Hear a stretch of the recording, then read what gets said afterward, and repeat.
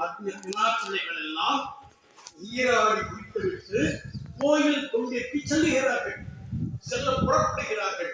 அவர்களை பார்த்து இந்த பெண்கள், நீராடி முடித்த பெண்கள் பேசுகிறார்கள். இவர்கள் எல்லாம் உலக வாழ்க்கையில தீர்மானம் வேண்டும் என்று நிலையில இருக்கக்கூடிய பெண்கள்.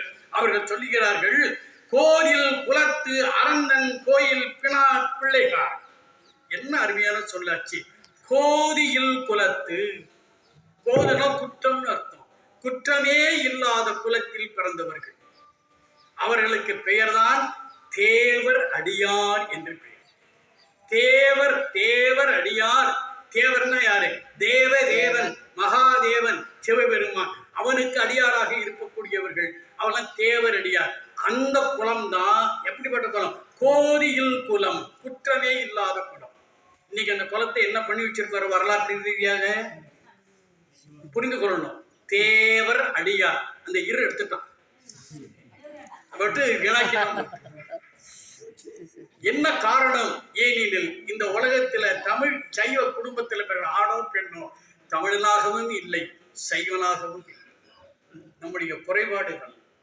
அதுவே சொல்கிறார், கோயில் குலத்து அரந்தன் கோயில் பினா பிள்ளைகாள். எந்த கோயில்? சிவன் கோயில். அரந்தன் கோயில் அல்லது சிவன் கோயில், பினா பிள்ளைகாள். அந்த கோயில் பெண்டீர்களாக இருக்கக்கூடிய பெண்களே என்று அவர்களை விழித்து ஒரு கேள்வி கேட்கிறார்கள். ஏது அவன் ஊர்? ஏது அவன் பேர்? ஆர் உற்றார் ஆர் அயலார்? ஏது அவனை பாடும் பரிசு ஏலோர் என்பார். என்ன கேட்கிறாங்க?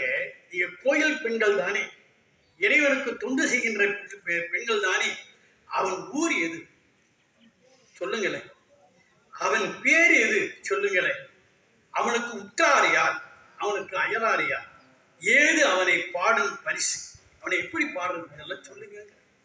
ஏனெனில் இறைவனோடு நெருக்கமாக இருக்கக்கூடிய பெண்கள், அவர்களுக்கு அவனை பற்றி தெரியும். எனவே அவருடைய அனுபவத்தை சொல்ல வைக்கிறார்கள், சொல்ல கேட்கிறார்கள். இதுதான் இந்த பாட்டு.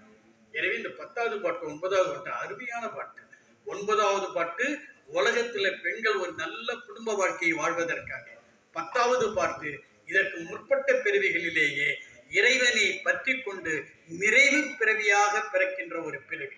எனவே ஒரு அருமையான ஒரு நம்முடைய பாரம்பரிய செய்திகளை இந்த 2 பாடல்களில் வைத்திருக்கிறார் என்பதை நன்கு உணர்ந்து நம்முடைய தலைமுறையை அந்த வகையிலே நாம் கொண்டு செல்ல வேண்டும் என்று வேண்டுகோள் விடுத்து நிறைவு செய்கிறேன். சிவாய நம.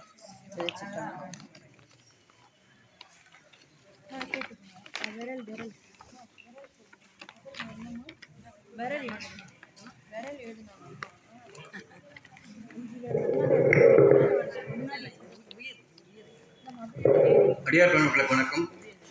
எங்கள் சிவஞான அருள்நெறி அறக்கட்டளையோட ஆண்டு விழா 15/7 செவ்வாய்க்கிழமை இருக்குது. மாகரில் பஸ் ஏற்பாடு பண்ணியிருக்கு. போன முறை முடிய அடியார் தந்தாங்க. 8:45 மணிக்கு பஸ்ஸு இதுலேருந்து கிளம்புவோம். இந்த ஆஞ்சநேயர் கோயில் இருக்குல்ல, திருடியில், போன வருஷம் முறையே அங்கே இருந்து கிளம்புவோம். அனைவரும் வருமாறு கேட்டுக்கொள்கிறேன். நன்றி.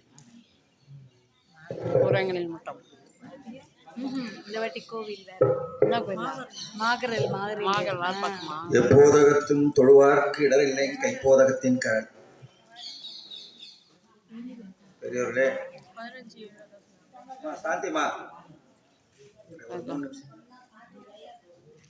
பெரியவர்களே, மணிமகுடத்தில் ஒரு மாணிக்கக்கல் வச்சாப்புல இத்தனை காலம் அவங்க திருவாசகத்துக்கு அரிய விளக்க சொற்பொழி ஒவ்வொரு பதிகத்தையும் சொல்லினார் போல நம்ம மேலும் மிகுதியான அளவுக்கு நமக்கு ஞானம் பெறத்தக்க வகையில் வரிக்கு வரி பதத்துக்கு பதத்தம் விளக்கம் சொல்லி நமக்கு என்ன மகிழ வச்சார்கள், மனம் மகிழ வச்சார்கள். பெரியவர்களே, இந்த திருவெம்பாயை மட்டுமே கேட்பதற்கு அவ்வளவு இனிமையாக, அவ்வளவு அற்புதமாக நமக்கு உளப்படக்கூடிய அளவுக்கு அற்புதமாக